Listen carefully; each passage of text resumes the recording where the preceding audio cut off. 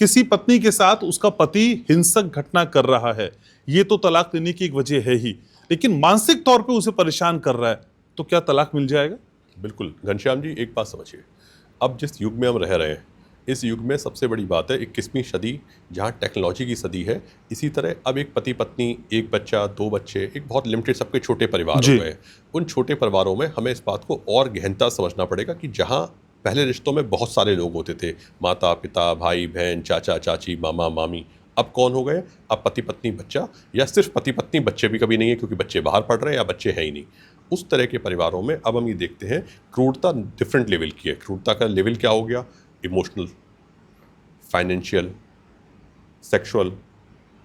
Society में और भी बहुत सारी चीज़ें हैं जो घर में आ रही हैं, आपके एक्सेप्ट हो रही हैं।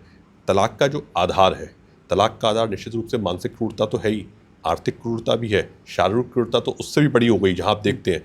तीसरी बात, आज जो शादियाँ हो रही हैं, हम लोग शादियों को तोड़ने की या जोड़ने, दोनों की बात करते हैं। जोड़ने के लिए हम बात करते हैं तो अपने जीवन को एक सहजता से निभाने के लिए एक शादी का बंधन है कि परिवार में एक वाइफ आती है या परिवार आता है, पति आता है, तो हमें लगता है कि हम बहुत अच्छा जीवन साथ साथ जिएंगे, अपने प्रोग्रेस करेंगे। अब क्या हुआ?